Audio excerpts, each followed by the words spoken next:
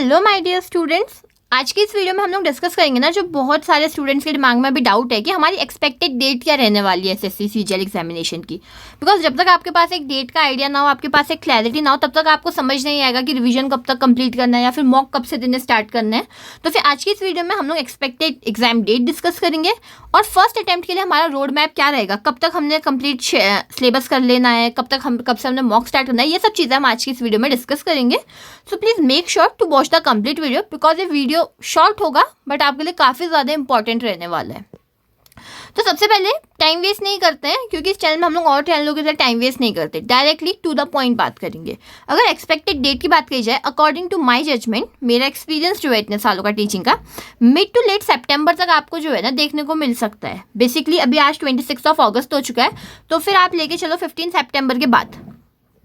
15 सितंबर के बाद आप एक्सपेक्ट कर सकते हो, या फिर दूसरी पॉसिबिलिटी है कि अर्ली अक्टूबर की शिफ्ट हो, बेसिकली जैसे 3 अक्टूबर के बाद या फिर 5 अक्टूबर के बाद, उस टाइम पे आप ले सकते हो। बिकॉज पहले फेज 14 का एग्जामिनेशन भी होना है और सीजीएल टायर 1 होगा, देन उसके बाद सीएचएसएल टायर 1 होना है, और नवंबर में दिवाली का भी टाइम है। तो फिर आई थिंक कि अक्टूबर के पहले शुरुआती जो हफ्ते हैं उसमें आपका एग्जामिनेशन हो जाएगा, या फिर सितंबर का जो लास्ट का टाइम होता है 15 सितंबर के बाद का, उसमें आपका क्या होगा, एग्जामिनेशन हो सकता है।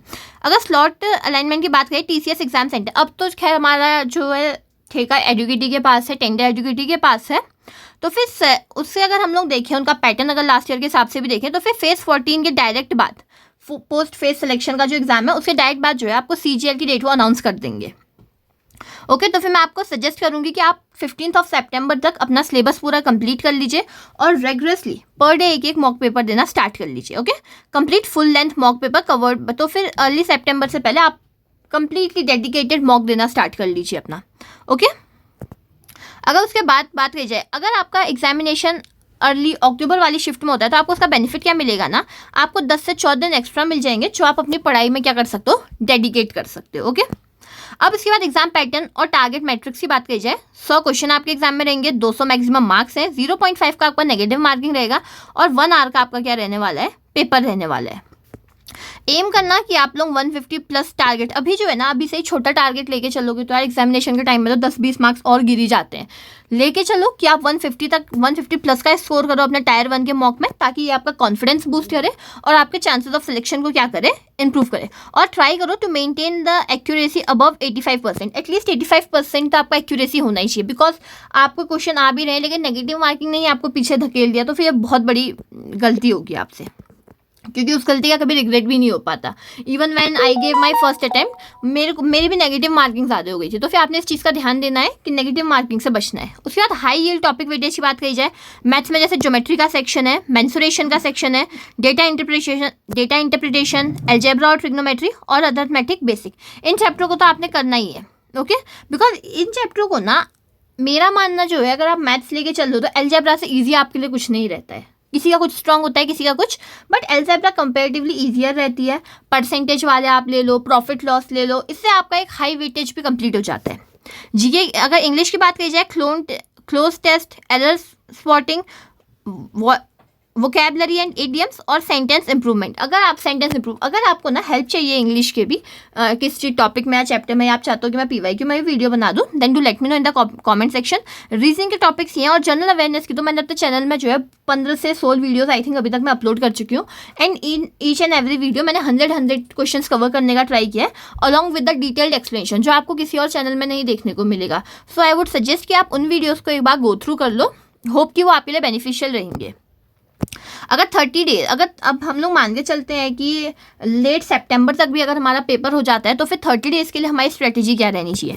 सबसे पहले हमारा डे 1 से लेकर डे 10 तक, आज से लेकर 10 दिन के अंदर हमने क्या करना है, हाई वेटेज जो चैप्टर्स हैं हमारे, उनको ख़त्म कर लेना है। मैथ्स में जैसे ज्योमेट्री है, अलजेब्रा है, ग्रामर के बेसिक्स हैं, ये सारी चीज़ें हमने क्या करनी है, ख़त्म करनी है। फिर हमने नेक्स्ट 10 डेज में करना है अपना 3 प्रीवियस ईयर के पेपर सॉल्व करना है। लास्ट 3 ईयर्स के जितने भी पेपर हुए, जितनी भी शिफ्ट हुई है, सबको सॉल्व करो। उसके बाद हमने क्या करना है, अपनी स्पीड में ध्यान देना है, बिकॉज स्पीड इज मस्ट। और डेली हमने क्या करना है, डेली हमने जो है करंट अफेयर रिवाइज करने हैं। अगर आपको चाहिए कि मैं करंट अफेयर का भी वीडियो बना दूं, then do let me know. उसके नेक्स्ट 10 डेज में हमने क्या करना है, फुल लेंथ मॉक टेस्ट देने हैं, इन डेप्थ एनालिसिस करना है। अगर मॉक टेस्ट दे दिया यार और आप एनालिसिस ही नहीं कर रहे हो, मेरी कमियां क्या है नहीं देख रहे हो, तो फिर आपके चांसेस ऑफ सिलेक्शन जो है बहुत ज़्यादा लो हो जाते हैं। उसके नेक्स्ट डेज में हमने क्या करना है, फाइनल फॉर्मूला रिविजन करना है। एक चार्ट खरीद लो मार्केट से 5-7 रुपये का, उसमें सारे फॉर्मूलाज लिख लो, उसको पेस्ट कर लो और डेली उसको क्या करो, रिवाइज करो। ओके, क्विक नोट्स का रिवीजन करो अपना, और जो है एग्जाम माइंड जो मैप्स होता है, माइंड मैप्स होता है, उन सबको देखो। अगर आपको जीके के क्वेश्चंस के लिए हेल्प चाहिए तो आप मेरे चैनल को भी चेकआउट कर सकते हो, उसमें आपके लिए बहुत सारी वीडियोस है।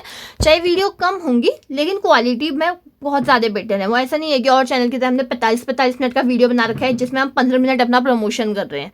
इस तरीके की वीडियोज़ आपको नहीं देखने को मिलेंगी।